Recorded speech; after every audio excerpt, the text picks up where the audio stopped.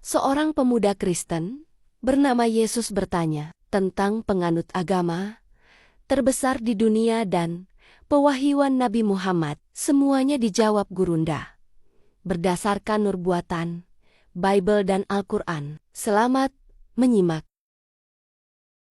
Ya, Yesus, selamat malam Yesus. Ya malam Bang. Kristen Bang ya, oke lanjut Bang dengan guru kami, silakan lanjut. Iya, ya lucu-lucu juga sih. Tapi memang Bang Zuma ini saya akui dia jenius ya untuk soal berbicara. Cuman gini Bang, cuman boleh bertanya untuk agama terbesar di dunia apa ya saat ini Bang Zuma? Kalau terbesar di dunia itu Kristen kayaknya ya. Kalau digabung semua sekte yang ada berapa ribu sekte itu, Kristen nyembah Yesus itu yang banyak dibandingkan Islam yang datang kurang lebih 700 tahun setelahnya. Ada apa Bang? Nah, jadi maksudnya untuk kitab itu menurut pandangan saya sih, kalau memang kitab itu ada kekeliruan atau mungkin bagaimana ya, apakah mungkin dari sekian banyak penganut itu apakah ada yang keliru juga Bang, gitu loh maksudnya. Oke, baik saudara. Terima kasih banyak nih atas pertanyaan saudara karena Anda bertanya tentang ini.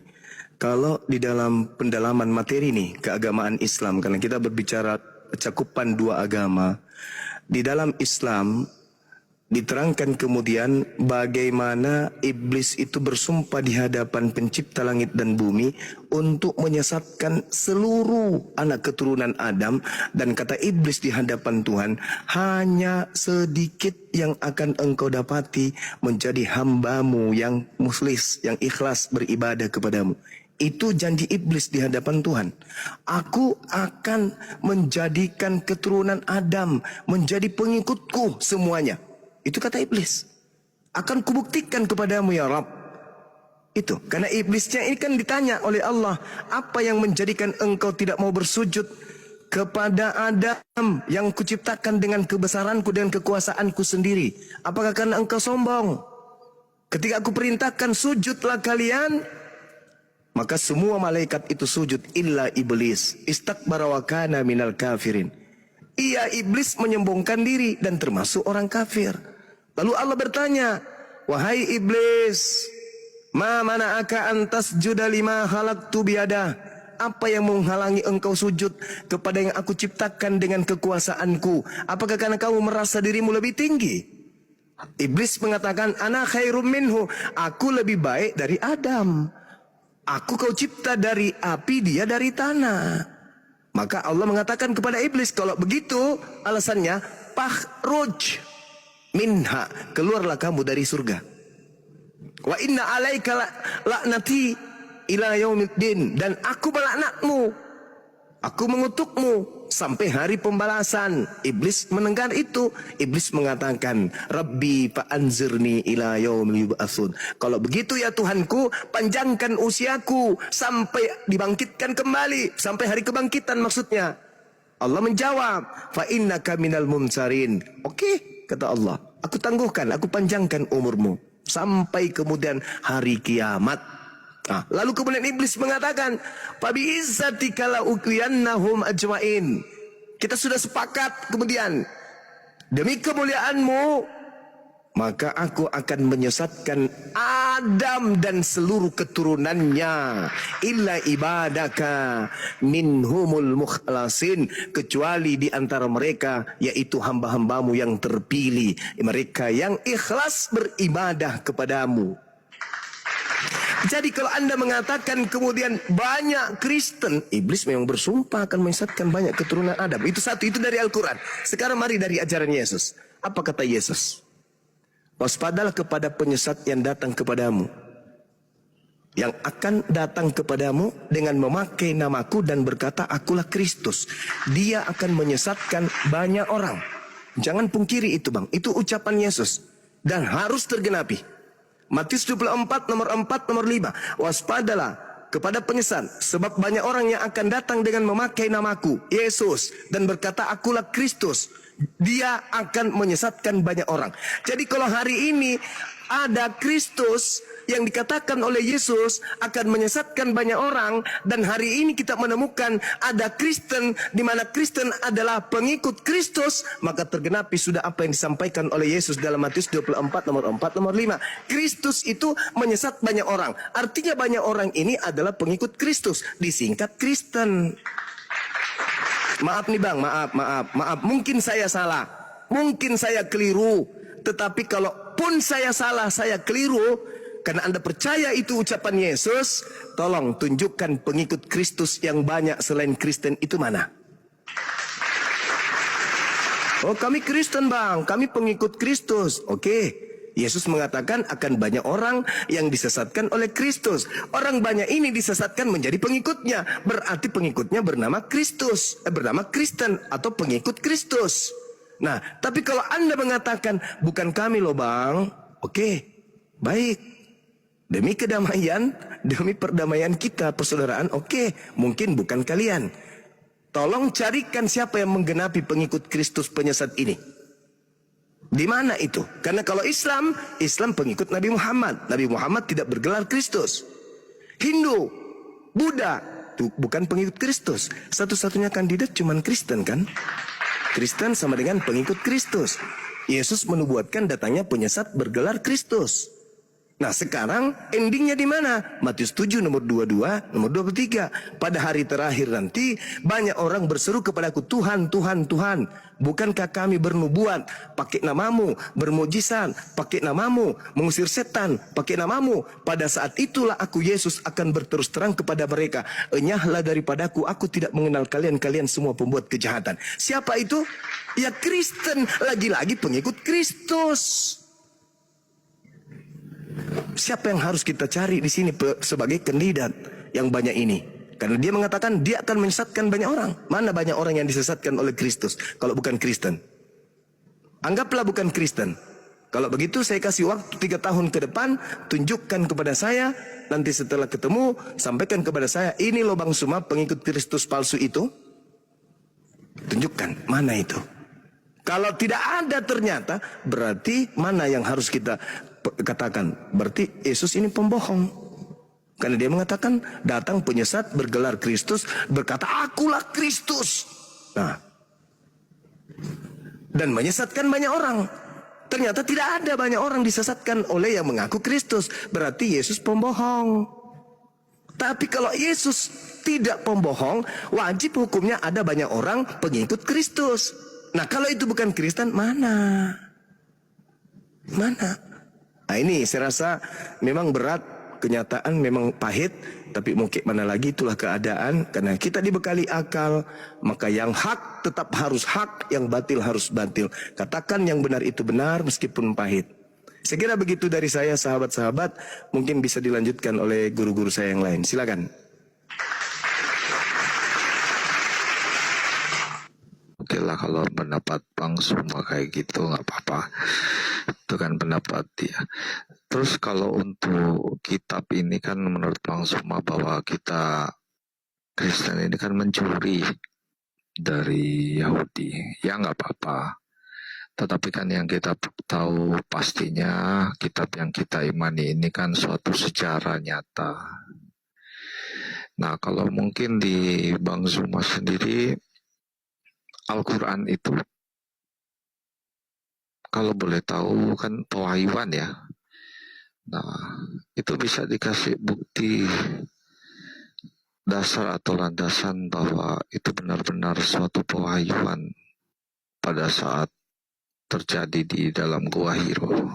Jadi gini saudara, baginda Rasulullah Muhammad sallallahu alaihi wasallam itu hidup di tengah-tengah bangsa jahiliyah, bangsa yang beringas, yang tidak berpendidikan, dikenal di dalam kitabnya Yahudi sebagai bangsa yang tidak dianggap sebagai umat, bangsa yang jahil, yang bodoh, barbar. Makanya Nabi Muhammad datang kemudian melembutkan mereka. Ketika Nabi Muhammad datang, bukan sehari, 2 hari, 3 hari, setahun, bukan. Nabi Muhammad 63 tahun kemudian hidup di tengah-tengah mereka. Selama 22 tahun proses pewahyuan berada di tengah-tengah mereka.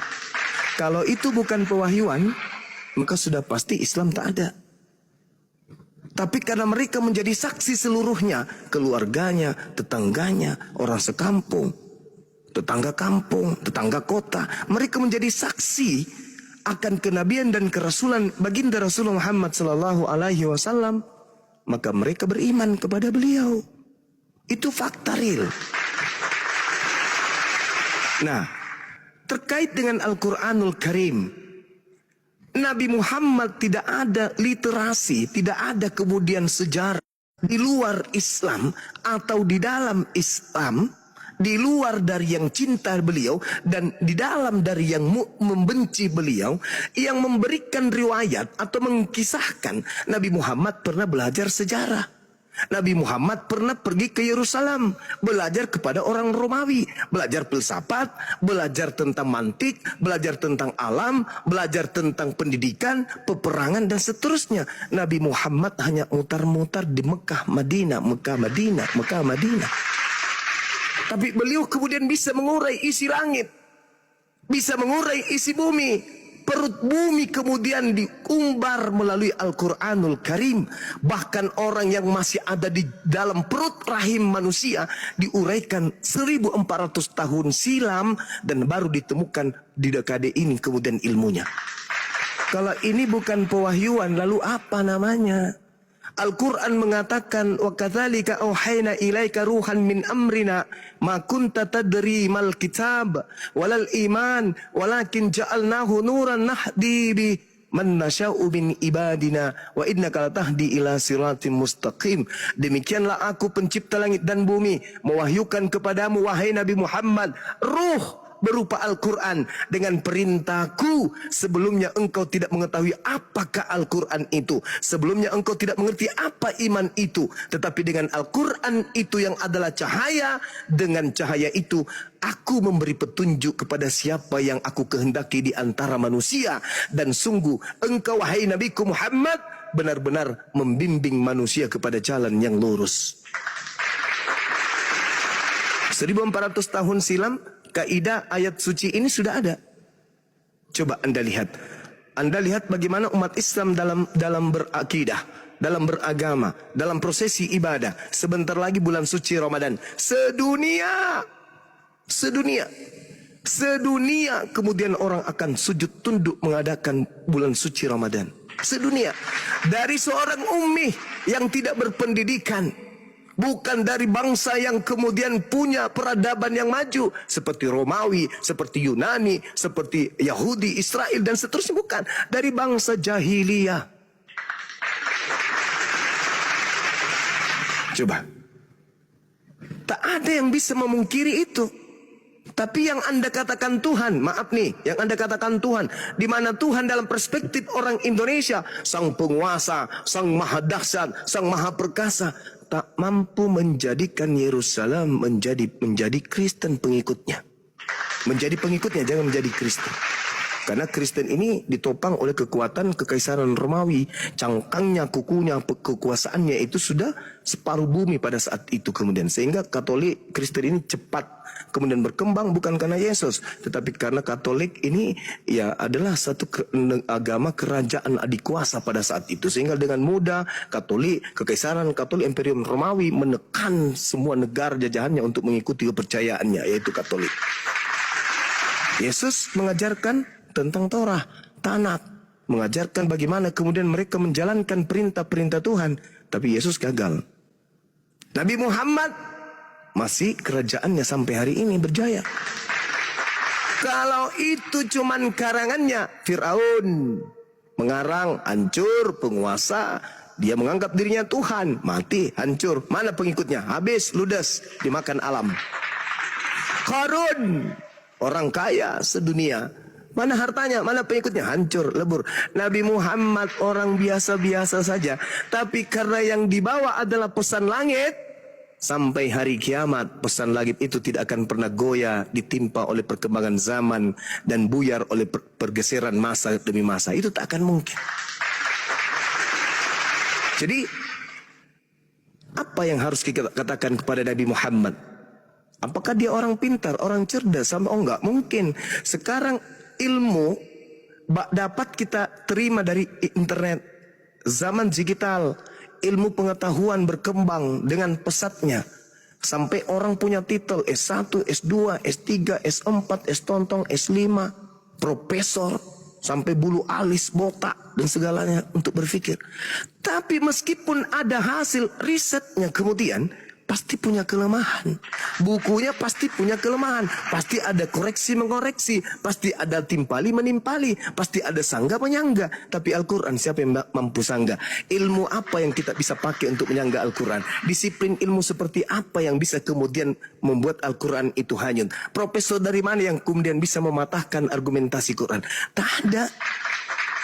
Itu bukan sehari, setahun, 10 tahun, satu zaman, enggak, satu abad, enggak. Ini sudah 1400 tahun. Indonesia merdeka berlandaskan kepada ajaran Al-Quran. Dasar pijakan kenegaraan kita, Al-Quran. Nuansa ruang persatuan rakyat Indonesia, Al-Quran.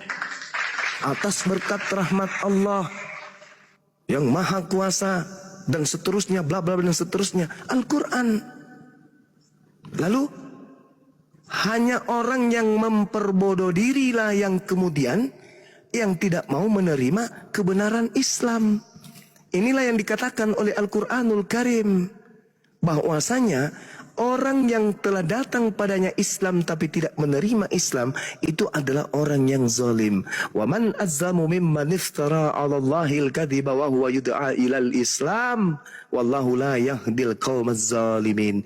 Siapakah yang lebih zalim daripada orang-orang yang mengada-adakan kebohongan terhadap pencipta langit dan bumi? Padahal dia sudah diajak kepada dinul Islam. Dan Allah tidak akan memberi petunjuk pada orang-orang yang zalim. Sudah ketemu Islam, tapi masih jahil, masih zalim. Subhanallah. Itulah orang yang seburuk-buruknya orang. Sudah ketemu Islam. Kalau dulu orang masih kemudian tidak menyembah kepada pencipta langit dan bumi dengan prosesi ibadah yang sempurna, dengan rukun syariat, aturan yang indah, wajar. Islam belum datang. Wajar mereka masih sesat. Wajar kemudian mereka maksiat. Masih belum ada Islam. Wajar. Tapi ketika Islam datang, diutus oleh Allah, litubayyina linnasi, masih ada orang menyembah kepada sesamanya manusia. Itulah yang dikatakan Al-Quran, ulaika hum syarrul bariyah. Masih ada orang kemudian hidup tanpa aturan. Itulah yang Al-Quran katakan, ulaika hum syarrul bariyah. Saya kira begitu saudara. Di tempat saya ini sudah layaknya saya minum kopi dan campur masako.